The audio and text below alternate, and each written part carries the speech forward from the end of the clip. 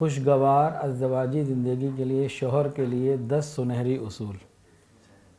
سب سے پہلا جو سنہری اصول ہے مردوں کے لیے وہ کیا ہے؟ گھر میں ہمیشہ مسکراتے ہوئے داخل ہونا، یہ بنیاد ہے۔ گھر میں جب داخل ہوں مسکراتے چہرے کے ساتھ، دکان کی، کاروبار کی، نوکری کی، باہر کی ساری ٹینشنیں باہر چھوڑ کر جب گھر داخل ہوں تو چہرے پر مسکراہٹ ہو۔ جب اس طریقے سے ہم گھر میں داخل ہوں گے تو آگے بیوی بھی مسکرا کے دیکھے گی تو آگے بہار ہی بہار ہوگی۔ شوہر داخل ہو مسکراتا ہوا، بیوی بھی مسکراتے ہوئے استقبال کرے تو آگے پھر بہار ہی بہار ہے۔ اور اگر شوہر ہی باہر کی ساری ٹینشنیں، سارے بوجھ، فکریں اپنے چہرے کے اوپر سجا کے تنا ہوا منہ لے کر آئے تو ابتدا ہی خراب ہو گئی۔ تو مسکراتے ہوئے چہرے کے ساتھ یہ کیا ہے؟ یہ نبی علیہ السلام کی مبارک سنت ہے۔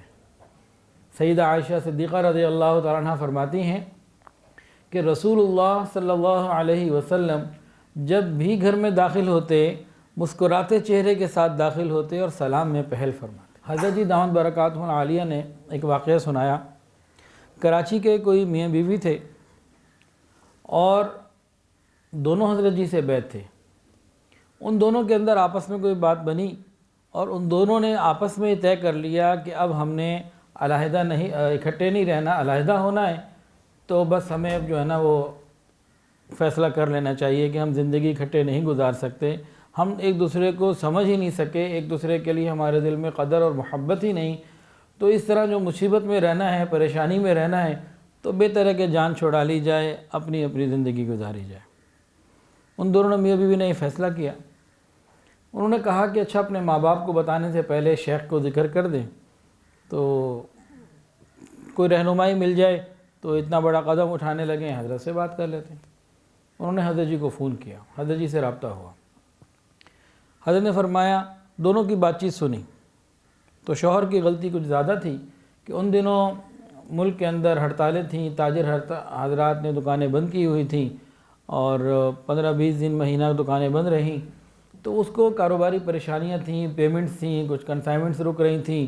وہ اس ڈپریشن کے اندر جب گھر آتا تو منہ بنا کے آتا۔ آگے سے بیوی یہ سمجھتی شاید میں اسے اچھی نہیں لگتی، یہ مجھے پسند ہی نہیں کرتا، مجھ سے بات ہی نہیں کرتا۔ وہ اپنی کاروباری سوچ میں تھا اور یہ اپنا اس میں تھا۔ حضرت جی نے دونوں سے جب بات کی اور معاملے کو سمجھا تو حضرت نے فرمایا کہ دیکھیں، آپ لوگوں نے جو فیصلہ کیا ہے نا علیحدگی کا، اس کو 6 مہینے کے لیے مؤخر کر دیں اور میری ایک بات مان لیں۔ دونوں نے کہا جی حضرت بتائیں۔ حضرت جی نے خاوند کو فرمایا کہ دیکھو، تم جب گھر میں داخل ہو مسکراتے چہرے کے ساتھ، یہ حضور پاک صلی اللہ علیہ وسلم کی سنت ہے۔ جب گھر میں داخل ہو تو مسکراتے چہرے کے ساتھ داخل ہو۔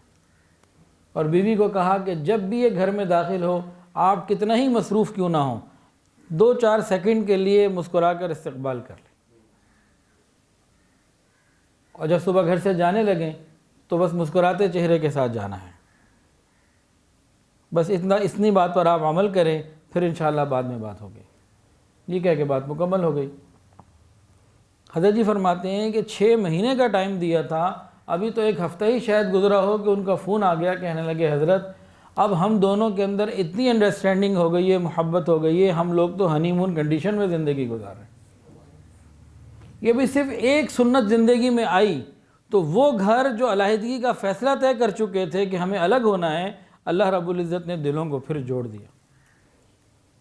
تو یہ معمولی بات نہیں ہے، عمل چھوٹا سا ضرور ہے لیکن اس کے اندر پیچھے بہت بڑی نفسیات ہیں اور نبی علیہ السلام کی مبارک عمل کی برکتیں ہیں۔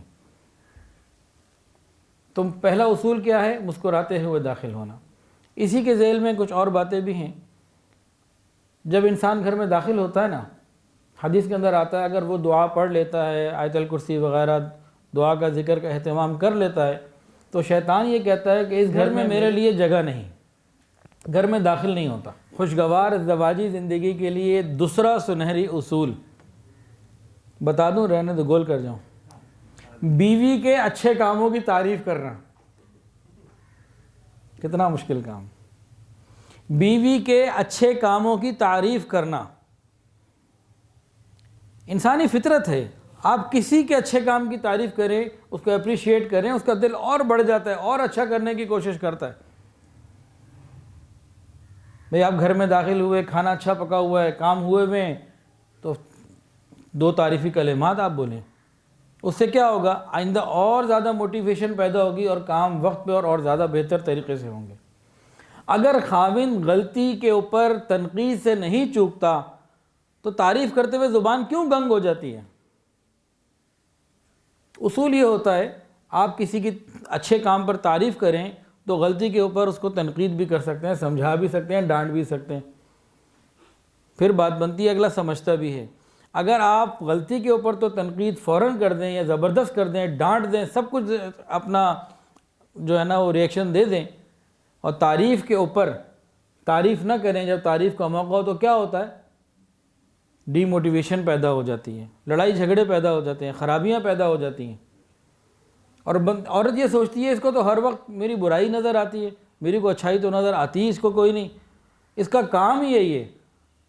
تو مرد کی حیثیت ختم ہو جاتی ہے اور گھر کے اندر سکون تباہ ہو جاتا ہے. تو بھائی اگر اس نے 10 اچھے کام کیے ہیں اور 2 جگہ غلطی ہو گئی تو ان 10 اچھے کاموں کی تعریف کر دیں، پھر 2 جگہ سمجھا بھی دیں. اس اصول کے تحت تو زندگی بہت آسانی سے اچھے طریقے سے آگے چلے گی. اگر اس اصول کو نہیں اپنایا، اچھی بات کو تو پہ تو خاموش رہے اور بری بات کے اوپر تنقید ہی کر دی اور آگے سے مزاج بگاڑ لیا، موڈ بگاڑ لیا، اب آپ خوشگوار ازدواجی زندگی سے محروم ہیں. محروم کون ہو رہا ہے؟ میں خود ہو رہا ہوں نا. ہم کہتے ہیں ہم نے سیدھا کر کے رکھنا ہے. جی بالکل ٹھیک کہا، سیدھا کر کے رکھنا ہے تو زندگی تباہ کس کی ہو رہی ہے؟ آپ کی اپنی. اگر اس کو سیدھا کرنے کے بجائے محبت سے سمجھا لیتے تو خوشگوار ازدواجی زندگی کون گزارے؟ خود گزارنی ہے. تو شیطان ایسی پٹی پڑھاتا ہے کہ ہمیں ہی محروم کرتا ہے سکون سے، اور حدیث اور قرآن تو ہمیں ہی سکون دینا چاہتے ہیں. چند تعریفی جملے بیوی کے بول دیں، ایک بہت بڑی نفسیات بیچ میں آ جاتی ہے، اسے خوشی ہوتی ہے. اور سنت نبوی بھی یہی ہے. سنیے، ایک صحابی تھے، وہ تہجد کی نماز میں غفلت ہو جاتی تھی اور رہ جاتی تھی، فجر پڑھا کرتے تھے. نبی علیہ السلام کو معلوم ہوا کہ تہجد نہیں پڑھتے، تو آپ نے ان کو بلایا اور آ کے جب وہ قریب آئے نا، فرمایا کہ آپ بہت اچھے ہیں، مجھے بڑے اچھے لگتے ہیں، آپ تہجد پڑھیں، مجھے آپ اور اچھے لگیں، تہجد آ جانا اور اچھی بات ہو جائے. ایسے انداز سے بات کی، وہ تہجد کے اور مزید پکے ہو گئے. جو کبھی رہ جاتی تھی اب وہ بھی کام ختم، جو ہے وہ کمی کوتاہی ختم ہو گئی، اب مزید تہجد کے پابند ہو گئے. نبی علیہ السلام یہ بھی تو کہہ سکتے تھے نا، سارے تہجد پڑھتے ہیں، تہجد کہتے ہیں فضائل ہیں، آپ تہجد کیوں نہیں پڑھتے؟ میں حکم دے رہا ہوں تہجد پڑھنی ہے کل سے آپ نے. ایک طریقہ یہ بھی ہو سکتا تھا. اور ایک طریقہ یہ ہے کہ پہلے محبت دلائی، اپنائیت دلائی، محبت سے بات کی، اگلے کو مان دیا اور پھر بتا بھی دیا کہ آپ اور اچھے مجھے لگیں گے، مسئلہ حل ہو گیا. اس زاویے سے بھی تو کام ہو سکتا ہے نا، پازیٹیو وے سے. اب گھر میں بھی آپ داخل ہوئے، بیوی مصلی پہ بیٹھی ہے، قرآن پڑھ رہی ہے، آپ اس کو ایک جملہ بول دیں، 3 سیکنڈ بھی نہیں لگنے اس جملے میں، کہ بھئی آپ قرآن پڑھتے ہوئے مجھے بڑا اچھے لگتی ہیں، بڑا دل خوش ہوا آپ کو قرآن کھولا ہوا تھا، آپ پڑھ رہی تھی، بڑا دل خوش ہوا، میری آنکھیں ٹھنڈی ہو گئی. اب آپ کے اس جملے نے کیا کرنا ہے؟ اس نے گھنٹوں قرآن پڑھ لینا ہے، آپ کے تو 3 سیکنڈ بھی نہیں لگیں. اس کے اچھے اعمال کی تعریف کر دیں، وہ اور زیادہ شوق سے اس کے ساتھ ان کاموں کو کرے گی. گھر کے کام ہیں، آپ نے تعریف کر دی، گھر کس کا ہے؟ آپ کا ہے نا.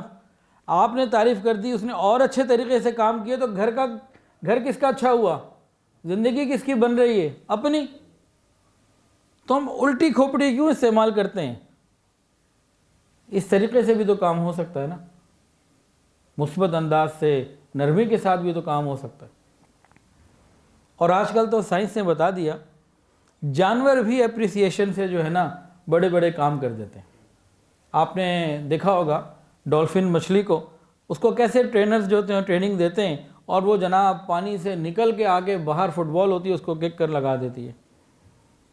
اور ہوتا کیا ہے، وہ میں نے سنگاپور میں دیکھا ہے یہ پورا لائیو شو، اور بہت حیرت ہوتی ہے.